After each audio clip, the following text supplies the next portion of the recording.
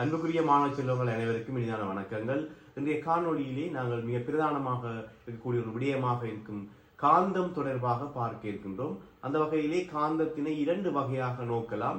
ஒன்று நிலையான காந்தம், மற்றது மின்காந்தம். முதலிலே நிலையான காந்தம் தொடர்பாக பார்க்கின்ற போது, நிலையான காந்தம் என்பது உண்மையான காந்தமாக இருக்கின்றது. இது நாங்கள் கூடுதலாக அன்றாட வாழ்க்கையிலே பயன்படுத்தக்கூடிய ஏராளமான உபகரணங்களிலே இதனை அவதானிக்கக்கூடியதாக இருக்கும். உதாரணமாக தொலைபேசி, தொலைக்காட்சி, ஒலிபெருக்கி, குளிர்சாதன பெட்டிகளுடைய மூடு பகுதி, சிற்றலுமாரிகளுடைய கதவுகள், இவ்வாறாக ஏராளமான உபகரணங்களில் நாங்கள் அன்றாட வாழ்க்கையிலே பயன்படுத்தக்கூடிய நம்முடைய பயன்பாட்டுக்கு உதவக்கூடிய உபகரணங்களிலே இந்த நிலையான காந்தம் காணப்படுவதை அவதானிப்போம். அடுத்ததாக மின்காந்தம் தொடர்பாக பார்க்கின்ற போது, மின்காந்தம் என்பது ஒரு செயற்கையாக காந்தத்தினை உருவாக்கக்கூடிய ஒரு அமைப்பு. செயற்கையான முறையிலே காந்த சக்தியை உருவாக்கக்கூடிய ஒரு அமைப்பாகவே மின்காந்தம் காணப்படுகின்றது. உதாரணமாக இரும்பாணி, செப்பு கம்பி, உலர் மின்கலம் போன்றவற்றை பயன்படுத்தி நாங்கள் இந்த மின்காந்தத்தினை உருவாக்க முடியும். இந்த மின்காந்த உருவாக்க அமைப்பிலே மின்சாரம் செலுத்தப்படுகின்ற போதே மின்காந்தம் அந்த காந்த சக்தியினை உருவாக்குகின்றது.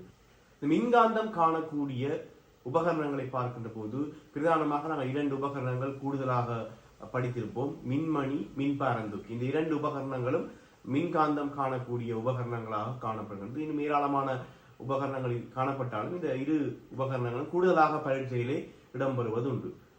அடுத்ததாக நிலையான காந்தம் தொடர்பாக பார்க்கின்ற போது, ஒரு சட்ட காந்தம் ஒன்று எடுத்துக்கொள்வோமாக இருந்தால் அதனுடைய இரண்டு முனைகள் அங்கே காணப்படுகின்றது. ஒன்று வடமுனைவு, மற்றது தென்முனைவாக இருக்கும். இந்த இரண்டு முனைகளையும் வேறுபடுத்துவதற்காக இரண்டு நிறங்கள் பயன்படுத்தப்படுகிறது.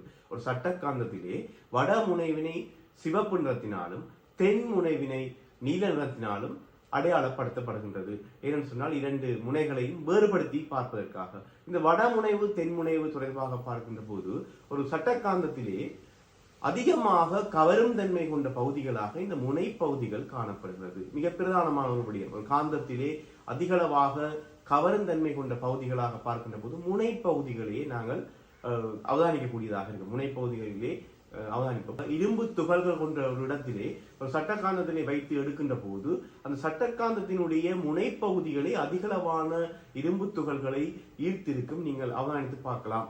எனவே ஒரு சட்டக்காந்தத்திலே கவருகின்ற தன்மை அதிகமாக காணப்படுவது அந்த காந்தத்தினுடைய முனைப்பகுதிகளிலே. இதனை நாங்கள் நினைவில் கொள்ள வேண்டும். அடுத்ததாக இந்த சட்டக்காந்தங்கள் ஒன்றை ஒன்று நாங்கள் அருகருகே கொண்டு செல்கின்ற போது அவற்றினுடைய தொழிற்பாடுகள் எவ்வாறு இருக்கும் என்பது தொடர்பாக நாங்கள் நன்றாக தெரிந்து வைத்துக் கொள்ள வேண்டும். உதாரணமாக இரண்டு சட்டக்காந்தங்களிலே அருகருகே கொண்டு செல்கின்ற போது இரண்டு முனைகள் தொடர்பாக அவதானம் செலுத்த வேண்டும். அதாவது நாங்கள் அருகருகே கொண்டு செல்கின்ற இரண்டு சட்டக்காந்தங்களும் ஒத்த முனைகளாக இருந்தால் தள்ளக்கூடியதாக இருக்கும். ஒத்த முனைகளாக இருந்தால் தள்ளும். இரண்டு காந்தங்களை நாங்கள் அருகருகே கொண்டு செல்கின்ற போது அவை அருகருகே நோக்குகின்ற முனைகள் ஒத்த முனைகளாக இருந்தால், உதாரணமாக வடமுனைவுமாக காணப்பட்டால் அந்த இரண்டு காந்தங்களும் தள்ளும். அதே போல தென்முனைவுமாக காணப்பட்டால் அந்த இரண்டு காந்தங்களும் தள்ளக்கூடியதாக இருக்கும். அதேவேளை ஒவ்வாத முனைகளாக காணப்படுகின்ற போது இரு காந்தங்களும் ஒன்று கவரக்கூடியதை அவதானிக்கக்கூடியதாக இருக்கும். உதாரணமாக இரண்டு சட்ட காந்தங்களை அருகருகே கொண்டு செல்கின்ற போது இரண்டு முனைகளும் ஒவ்வாத முனைகளாக காணப்பட்டால், ஒரு காந்தத்திலே வடமுனைவு மற்ற காந்தத்தில் தென்முனைவுமாக காணப்பட்டால் இரண்டு காந்தங்களும் ஒன்று கவரும். அல்லது ஒரு காந்தத்திலே தென்முனைவும் மற்ற காந்தத்திலே வடமுனைவுமாக காணப்பட்டால் இரண்டு காந்தங்களும் ஒன்று கவரும். இதனை நாங்கள் செயற்பாடுகளின் மூலம் கூடுதலாக அவதானித்திருப்போம். நீங்கள் கூடுதலாக செயற்பாடு செய்து அவதானிக்கின்ற போது எப்பொழுதுமே அது நினைவில் இருக்கும். எனவே இந்த இடத்தில் நாங்கள் தெரிந்து கொள்ள வேண்டிய விடயம், சட்டக்காந்தம் ஒன்றினை அல்லது இரண்டு சட்டக்காந்தத்தினை அருகருகே கொண்டு செல்கின்ற போது ஒத்த முனைகளாக இருந்தால் தள்ளும், ஒவ்வாத முனைகளாக இருந்தால் கவரும். இதனை நன்றாக நினைவில் கொள்ள வேண்டும். அதே போல சட்டக்காந்தம் ஒன்றை கட்டி தொங்க விடுகின்ற போது அந்த காந்தமானது ஆடி அசைந்து ஓய்வுக்கு வருகின்ற போது, கட்டி தொங்க விடப்பட்ட காந்தமானது ஆடி அசைந்து ஓய்வுக்கு வருகின்ற போது அதன் ஓய்வு நிலையானது வடக்கு தெற்காக காணப்படும்.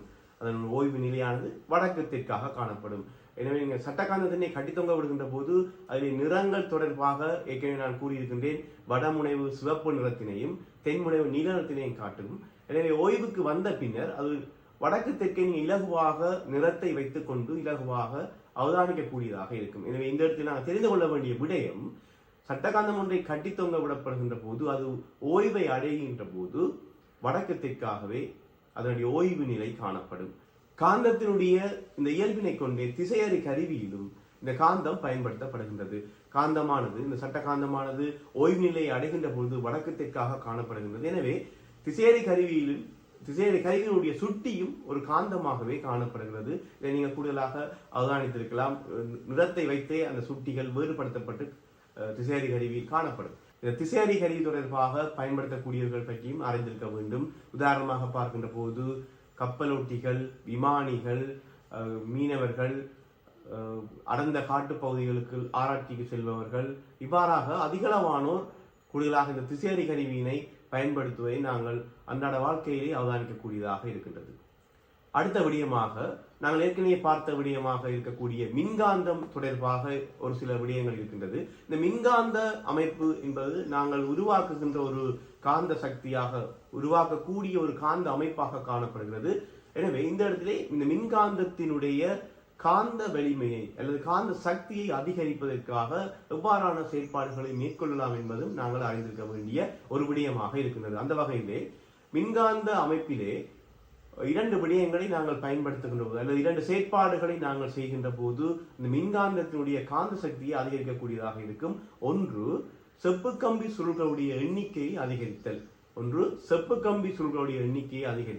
இரண்டாவது விடயம், மின்கலங்களுடைய எண்ணிக்கையினை அதிகரித்தல். எனவே இந்த ரெண்டு விடயங்களையும் நாங்கள் தொழிற்படுத்தும் போது அல்ல செயற்படுத்துகின்ற போது மின்காந்தத்தினுடைய காந்த சக்தியானது அதிகரிக்கும்.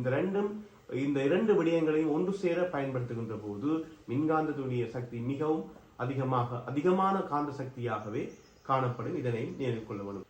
எனவே இந்த காணொலியிலே காந்தம் தொடர்பாக உங்களுக்கு வழங்கப்பட்டிருக்கக்கூடிய மிக பிரதானமான விடயங்களை சுட்டிக்காட்டி வழங்கி இருக்கின்றேன். நிச்சயமாக இதனை நன்றாக கவனித்து மனனம் செய்வதன் மூலம் அல்லது இந்த செயற்பாடுகளை உங்களுடைய வகுப்பறையிலே அல்லது வீட்டிலோ நீங்கள் செய்து பார்ப்பதன் மூலம் கூடுதலான பயிற்சியை அல்லது கூடுதலான விளக்கத்தினை பெற்றுக்கொள்ளக்கூடியதாக இருக்கும். நன்றி.